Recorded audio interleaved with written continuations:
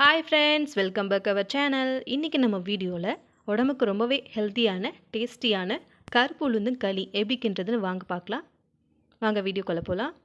களி கிண்டுறதுக்கு நான் இன்றைக்கி 1 கப்பு உடச்ச கருப்பு உளுந்து எடுத்திருக்கேன். பேனில் போட்டுக்கலாம். கேஸை சிம்மில் வச்சுட்டு உளுந்து நல்லா வாசனை வர வரைக்கும், நல்லா பொன்னிறமாகிற வரைக்கும் வறுத்து எடுத்துக்கலாம்.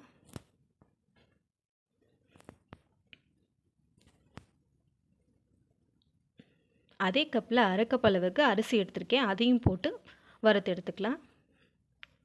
உளுந்தங்களினாலே கருப்பு உளுந்தில் தான் களி கிண்டி சாப்பிட்ணும். அப்போ தான் உளுந்தினுடைய மொத்த சத்தும் நம்ம உடம்புக்கு கிடைக்கும். இடுப்பு வலியில் கஷ்டப்படுறவங்க, வயிறு வலியில் கஷ்டப்படுறவங்க, பீரியட்ஸ் ஆகாமல் கஷ்டப்படுறவங்க, பீரியட்ஸ் பெயினில் கஷ்டப்படுறவங்க, இரெகுலர் பீரியட்ஸில் கஷ்டப்படுறவங்க, இவங்க எல்லாருக்கும் வாரத்துக்கு ஒரு முறை இந்த மாதிரி கருப்பு உளுந்தில் களி கிண்டி கொடுங்க. உடம்புக்கு அவ்வளோ நல்லது. அரிசி உளுந்து நல்லா ஆறிடுச்சு. மிக்ஸி ஜாருக்கு மாற்றி நல்லா நைஸாக அரைச்சி எடுத்துக்கலாம். ஒரு தடவை இந்த மாதிரி பவுட்ரு பண்ணி வச்சிட்டிங்கன்னா நீங்கள் ஸ்டோர் பண்ணி வச்சு எப்போ வேணுமோ நீங்கள் உளுந்து களி கிண்டி சாப்பிட்லாம். வெளியில் வச்சுருந்தீங்கன்னா ஒரு 2 வாரம் போல் கெடாமல் இருக்கும்.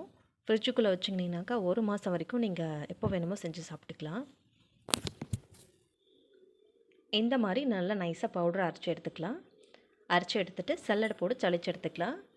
அதோட பேனில் 4 கிளாஸ் அளவுக்கு தண்ணி ஊற்றிக்கலாம்.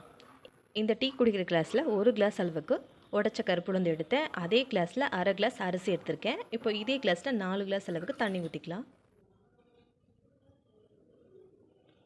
தண்ணி சூடானதும் 2 ஏலக்காய் போட்டுக்கலாம். அது கூட 50 கிராம் வெல்லம் எடுத்திருக்கேன். வெல்லத்தை நல்லா தண்ணியில் கரைச்சிட்டு ஃபில்டர் பண்ணி எடுத்துக்கலாம்.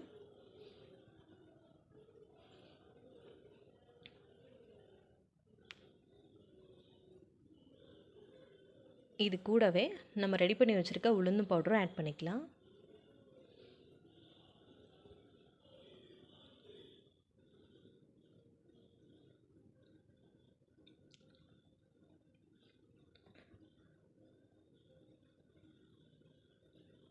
உளுந்தங்களிக்கு நான் வெல்லம் தான் ஆட் பண்ணியிருக்கேன். வெல்லம் மட்டும் இல்லை, நாட்டு சர்க்கரை, பனவெல்லம், கருப்பட்டி இதெல்லாம் யூஸ் பண்ணி செஞ்சிங்கன்னா இன்னும் டேஸ்ட்டாக இருக்கும், இன்னும் ஹெல்த்தியாகவும் இருக்கும்.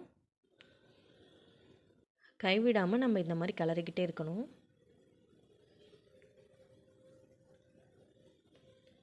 கடைசியாக அரை கப் அளவுக்கு நல்லெண்ணெய் ஊற்றி கொஞ்சம் கொஞ்சமாக ஊற்றி கிளறி விட்டுக்கிட்டே இருக்கணும்.